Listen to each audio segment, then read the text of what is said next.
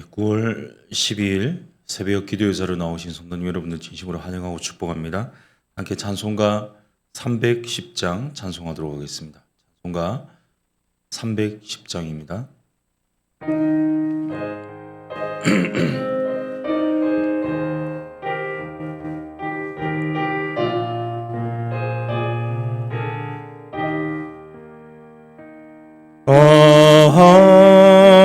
하나님의 은혜로 있을 데 없는 자 왜 구속하여 주는지 날 알 수 없도다. 내가 믿고 또 의지함은 내 모든 형편 아시는 주님 늘 보호해 주실 것을 나는 확실히 아네. 왜 내게 굳세 믿으며 또 복음 주셔서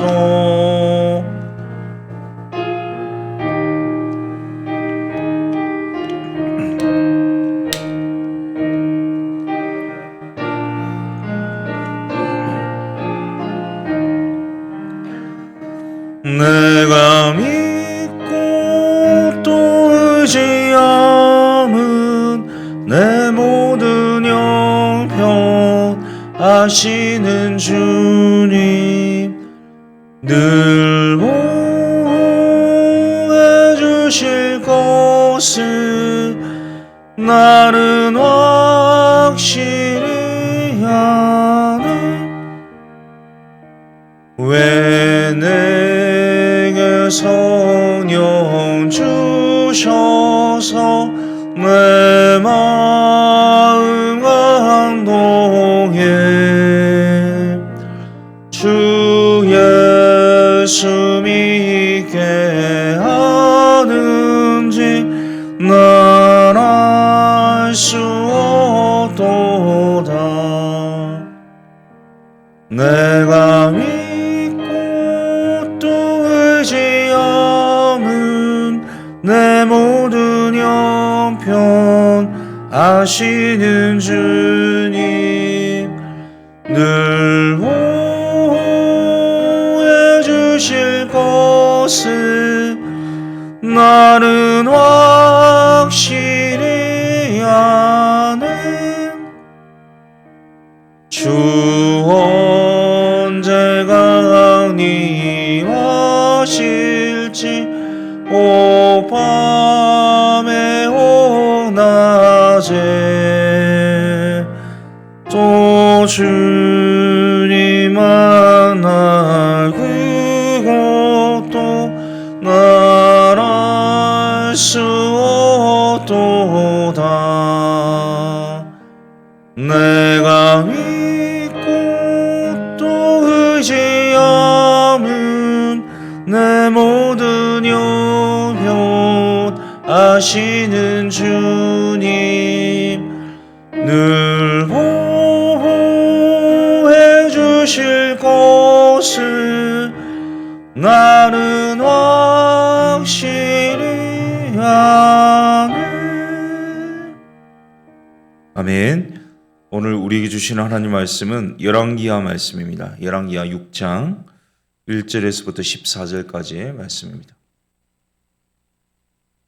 열왕기하 6장 1절에서부터 14절까지의 말씀입니다.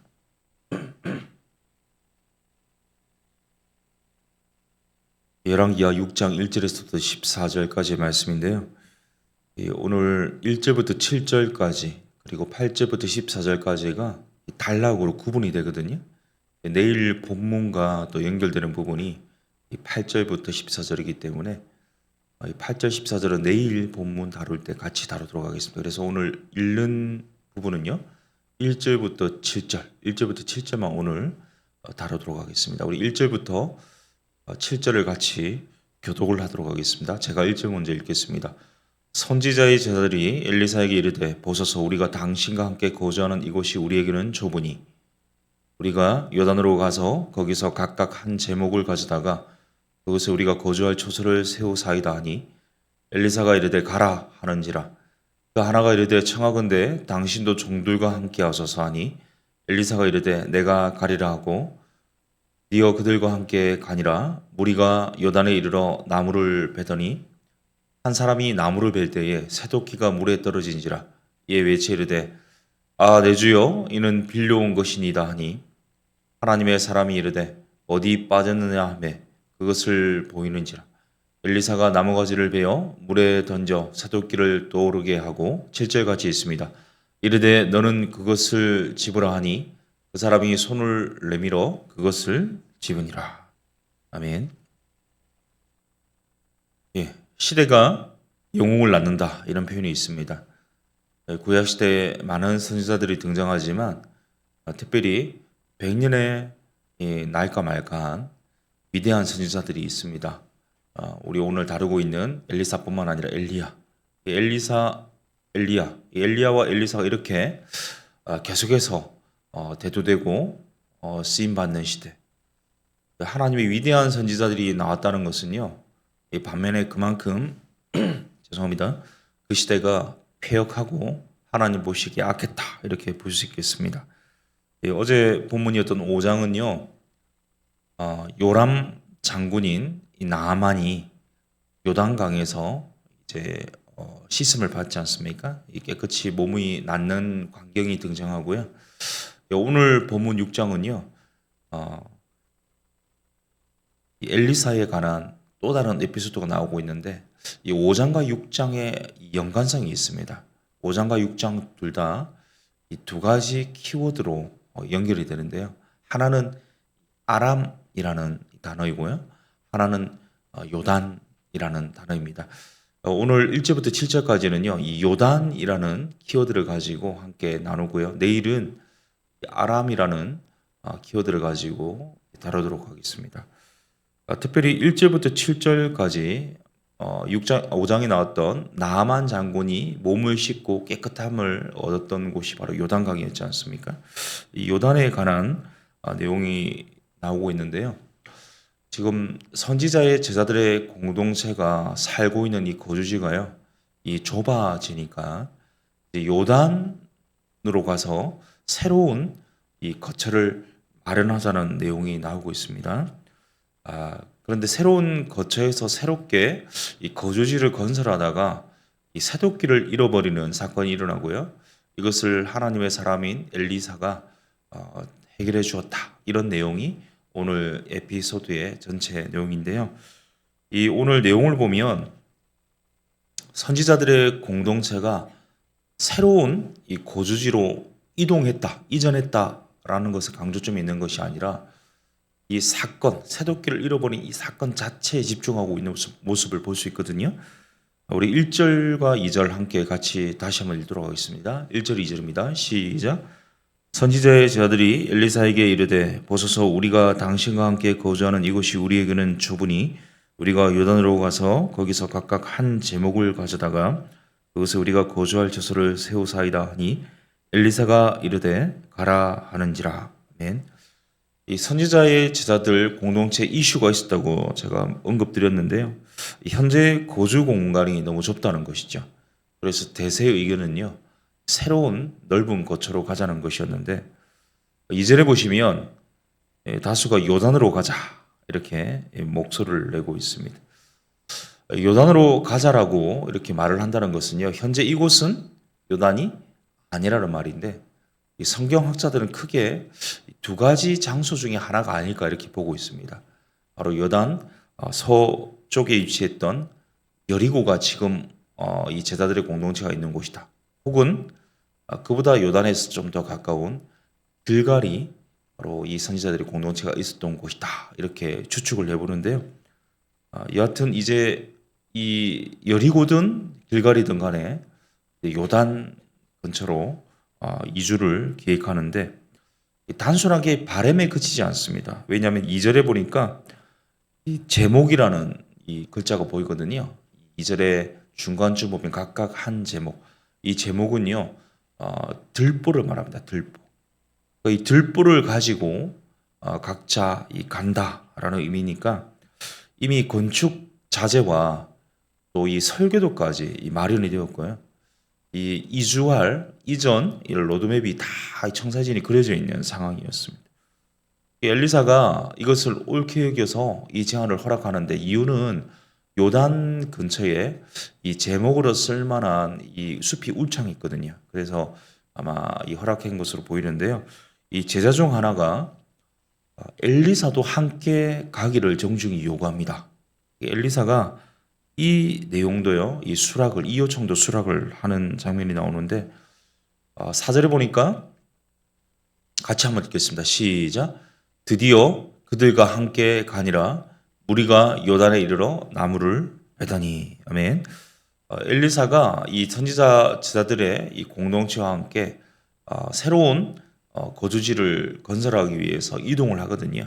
이동을 해서 드디어 이제 삽을 뜹니다. 제일 먼저 이제 나무를 베기 시작하는데요. 여기서 한 가지 사건이 발생합니다. 당시 여리고든 길갈이든 이 제자들이 있었던 공동체에는요, 제자만 50여 명이었습니다. 근데 제자들만 살았던 것이 아니라 가족들도 함께 거주했거든요. 그러니까 제자들의 가족들이 함께 거주하면서 함께 먹고, 함께 배우고, 함께 일하면서 이렇게 생활하던 이 공동체인데요. 그러니까 제자만 50명이니까 최소한 50여 명입니다. 그러니까 이 50여 명이 가족들까지 포함하면요, 뭐 100명, 또 많게 잡아도 한 2, 300명 되지 않겠습니까? 그러니까 이런 모든 사람들이 함께 좀 넓게 생활 공간을 짓고 있는데, 한 가지 일어난 사건이 뭐냐면 5절에 나오거든요. 우리 5절 같이 읽습니다. 시작. 한 사람이 나무를 벨 때에 새도끼가 물에 떨어진지라 이에 외쳐 이르되 내 주여 이는 빌려온 것이니이다 하니 아멘. 제목에 쓸 나무를 베다가요, 그만 이 새도끼를 물에 빠뜨리는 사건이 일어납니다. 이 사건을 제가 읽거나 묵상할 때마다 떠오르는 장면이 있습니다. 혹시 아마 우리 모두가 그렇게 생각하지 않을까 생각하는데요. 우리 어릴 때 읽었던 금도끼, 은도끼, 새도끼 이야기 혹시 기억나십니까? 똑같은 내용은 아닌데 나무에다가 이 도끼를 물에 빠뜨렸다는 이 내용 자체는요, 그 옛날 이야기를 떠올리게 하는데, 물론 이제 이 전개는 좀 다르거든요. 이 당시에는요, 철이 많이 생산되지 않을 때입니다. 그러니까 이 쇠로 만든 도끼는요, 굉장히 값이 비쌌습니다. 근데 그 값이 비싼 이 쇠도끼를 자기 것도 아니고 빌려온 상황인데 잃어버렸어요. 큰일이죠. 선지자의 제자들의 공동체, 제자들은요, 형편이 넉넉한 사람들이 아니었습니다. 궁핍한 가운데 하나님 의지하며 살아가는 사람들인데, 이 대단히 비싼 이 연장을 잃어버렸단 말이에요. 그러니까 이것이 그에게는 이제 낭패죠.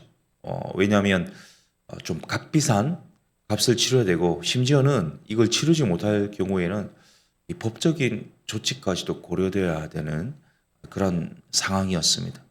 이 소위 말하는 위기 상황이 발생했는데요. 제자가 이 엘리사에게 도움을 요청하거든요. 5절에 보니까 이에 외쳐 이르되 내 주여 이는 빌려온 것이나이다. 그러니까 이 엘리사에게 지금 외쳐서 소리 지르면서 도와달라고 이렇게 읍소를 하고 있는데, 엘리사 선지자가 어떻게 대처합니까? 우리 6절 보니까 하나님의 사람이 이르되 어디 빠졌느냐 하며 그것을 보이는지라 엘리사가 나무가지를 베어 물에 던져 새도끼를 떠오르게 하고, 엘리사가 이 도끼를 빠뜨린 자에게 묻습니다. 이 도끼를 빠뜨린 곳이 어디냐? 그러니까 정확한 장소를 묻고 있죠. 그리고 도움을 주기 위해서는요, 정확한 이 정보를 필요로 했습니다. 정확한 이 정황을 알고 난 이후에는요, 이 나뭇가지를 베어다가 나무를 던집니다.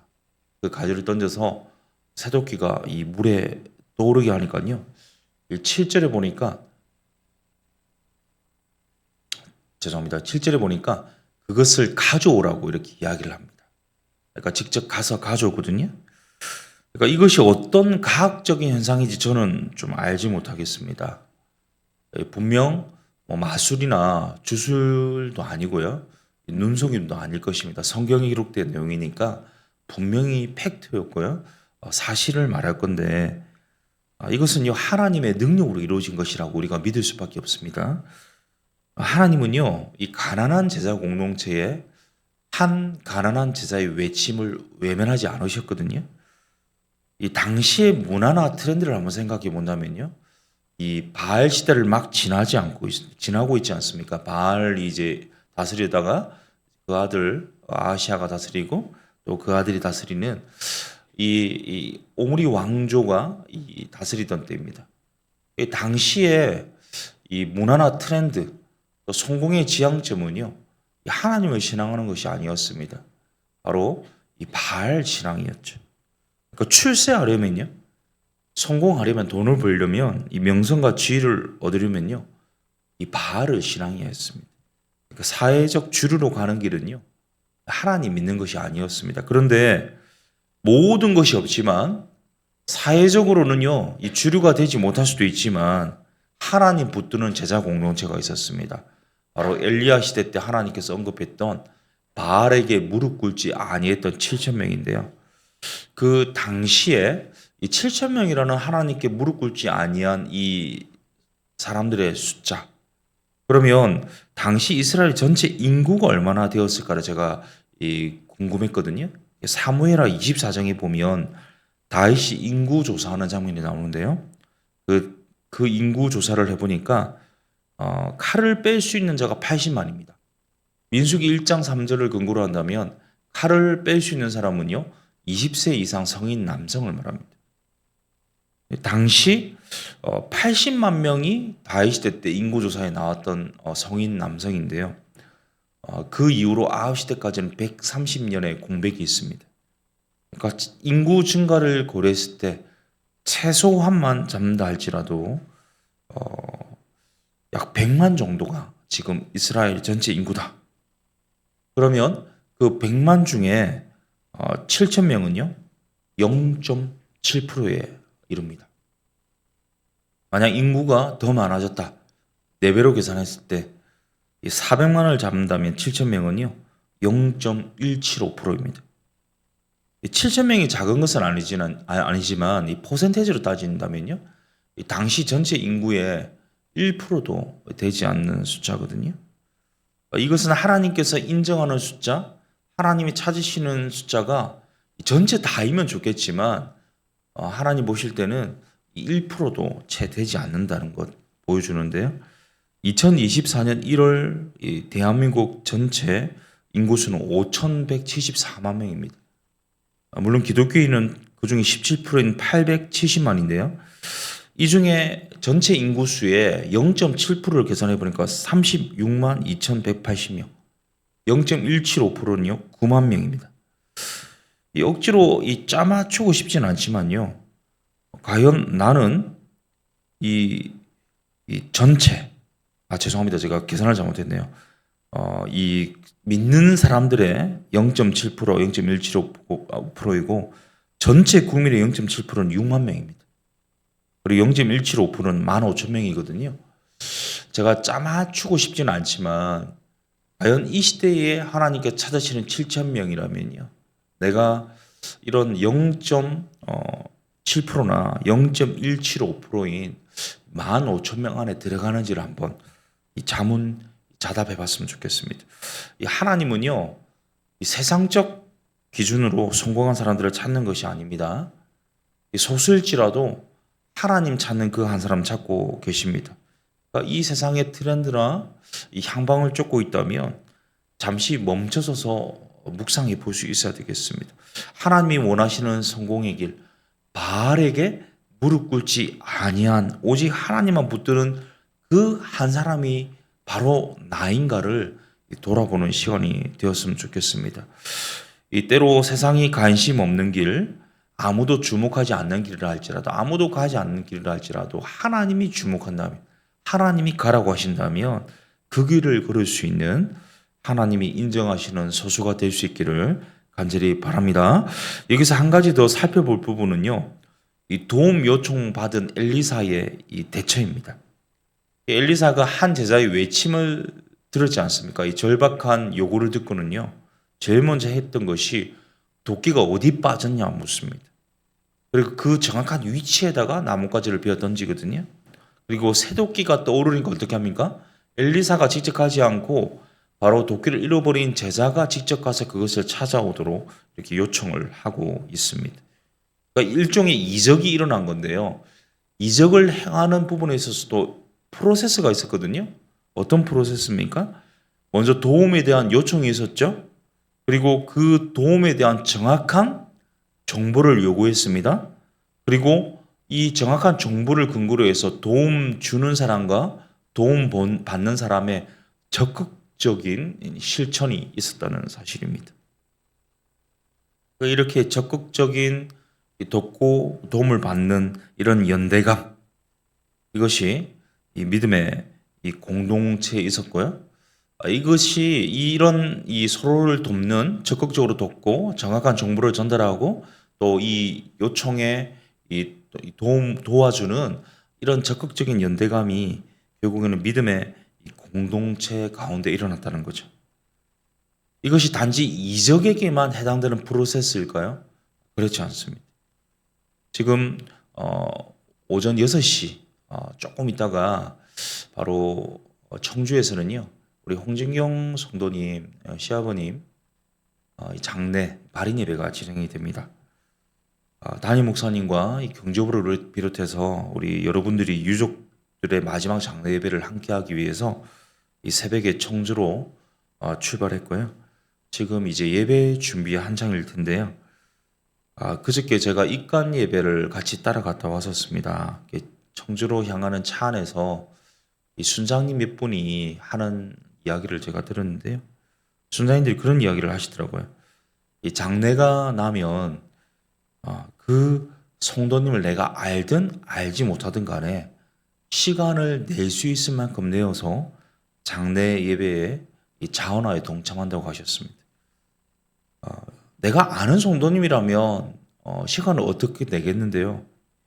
모르는 성도님을 향해서 더 적극적으로 시간을 내어 장례에 동참한다고 하셨는데, 그 이유가 꼭 이 잘 모르는 성도님 또는 교회 봉사를 잘하지 못하는 이런 성도님들이라면 이 예배에, 장례 예배에 많은 성도님들이 동참하지 못할 것이고, 이 소수만 장례 예배를 드리게 된다면 상을 당한 성도님들뿐만 아니라 유족들에게 위로가 되지 않지 않을까라는 생각, 혹은 어떻게든 동참해서 조금이라도 내 한 사람이라도 못해서 조금이라도 더 많은 수가 이렇게 예배에 참여한다면 하늘 위로를 함께 경험하는 시간이 되지 않을까, 이런 바람 때문에 이렇게 참여한다, 이런 이야기를 하셨습니다. 얼마나 이 아름다운 모습입니까? 그저께는 청주에요, 한 20명 가까이 되는 분들이 참여했고요. 또 오늘 새벽에도요, 열 몇 분이 참석하여서 새벽 4시 반에 출발하셨거든요. 이것이 믿음의 공동체, 이 제자 공동체 아름다운 모습이 아닐까 생각해 봅니다. 이 공감과 연대감, 서로가 서로를 돕고 위하는 행동, 이것이 믿음의 공동체 안에 반드시 필요한 일이죠. 이런 맥락에서 다락방에서도요, 순장이 주도하고 순종만이 고심하고 순장만이 괴로워하고 기도하면서 이것을 이끄는 공동체가 아니라 이 순장과 순은 모두가 서로 도움과 이 도움을 받고 도움을 주는 그런 이 공동체여야 되지 않겠습니까? 이 도움을 요청할 때는요, 요청할 뿐만 아니라 정확한 정보를 전달해야 되고요. 기도 제목이 있다면 정확한 기도 제목을 주어야 되고요. 그래서 그것을 근거로 해서 함께 돕고 같이 도움을 받는 적극적인 실천을 통해서 바로 예수 믿는 제자 공동체의 아름다운 이적과 같은 역사가 우리 가운데 일어나게 될 줄로 믿습니다. 오늘 우리 곁에 혹 도끼를 잃어버린 분은 없는지를 돌아보면 좋겠습니다. 그 도끼를 되찾아서 자신의 역할을 잘 감당할 뿐만 아니라 이 도끼를 잃어버린 정확한 정보를 파악하고 필요에 따라서 적극적으로 돕고 또 적극적으로 도움을 입어서 함께 예수 그리스도를 머리로 두고 몸으로 세워가는 그런 아름다운 공동체, 이 제자 공동체, 믿음의 공동체가 될 수 있기를 예수님의 이름으로 축복합니다. 우리 함께 말씀 기억하면서 기도했으면 좋겠는데, 이 말씀 준비하면서 요한복음 13장 말씀이 생각이 났거든요. 우리 한번 같이 읽도록 하겠습니다. 시작. 너희가 서로 사랑하면 이로써 모든 사람이 너희가 내 제자인 줄 알리라. 아멘. 하나님이 이 시대에도 찾으시는 사람은요, 대다수면 좋겠지만 99% 헌신된 100사람을 원치 않으십니다. 100% 헌신된 한 사람을 찾고 있으시거든요. 나는 바로 이 시대에 세상의 주류 문화에 따르지 아니하고 트렌드에 따르지 않고 하나님을 오직 붙드는 이 바알에게 무릎 꿇지 아니한 7,000명 중에 한 사람인지를 한번 돌아봤으면 좋겠고요. 혹 오늘 우리 주변의 다락방이든 부서든 또는 우리 주변의 가족이든 또는 이웃이든 나의 지인이든 간에 도끼를 잃어버린 사람이 있는지를 돌아봤으면 좋겠습니다. 오늘 그 사람의 이 도움 요청 또 정확한 정보를 파악할 뿐만 아니라 적극적으로 그를 돕고 또 도움을 입는 그러한 은혜의 하루, 사랑 실천의 하루가 되어서 진정한 제자가 되고 진정한 제자의 공동체로 세워지도록 우리를 사용하여 주시옵소서. 우리 말씀 기억하면서 함께 합심으로 기도하겠습니다. 살아계신 하나님 감사합니다. 오늘 이 말씀을 통하여서 이 믿음의 공동체가 든든히 세워짐에 있어서 분명히 어려움은 있을 것이지만 그 어려움 속에서 함께 돕고 도움을 요청하고 또 이 도움을 주는 그러한 일련의 연속성상에서 믿음의 공동체가 든든히 세워진다는 사실을 다시 한번 상기시켜 주시니 감사합니다. 어려움 없는 사람들은 없고 항상 어려움은 잔존하지만 그 어려움에 대해서 이 도움을 요청하고 또 정확한 정보하에서 함께 기도해주고 그 필요한 가장 적절한 도움을 적극적으로 돕고 도와줄 수 있는 도움을 받는 그런 아름다운 연대가 있기를 간절히 소원합니다. 그런 하나님 아버지 이 공동체가 될 수 있기를 간절히 소원합니다. 그래서 하나님 우리 공동체가 서로 적극적인 사랑 실천을 하는 모습을 통하여서 정말 예수 믿는 공동체, 정말 예수의 제자의 공동체가 이 세상과 다르구나 하는 사실을 우리도 알고 하나님도 알고 모두가 아는 그런 은혜가 있도록 하나님 우리 가운데 우리 다락방이 그런 공동체 또는 우리 이 부서가 그런 공동체 우리 교회가 그런 공동체로 세워지도록 역사하시고 함께하여 주셔서 주님의 은혜가 이루어지게 하여 주시옵소서. 오늘 생각나게 하시는 새도끼를 잃어버린 사람이 있습니까? 하나님 그 어려움에 절박하게 처해 있는 이 절박한 외침을 외면하지 않고 기도로 돕고 또 적극적으로 도울 수 있는 방법이 있다면 도울 수 있는 오늘 하루가 될 수 있기를 원합니다.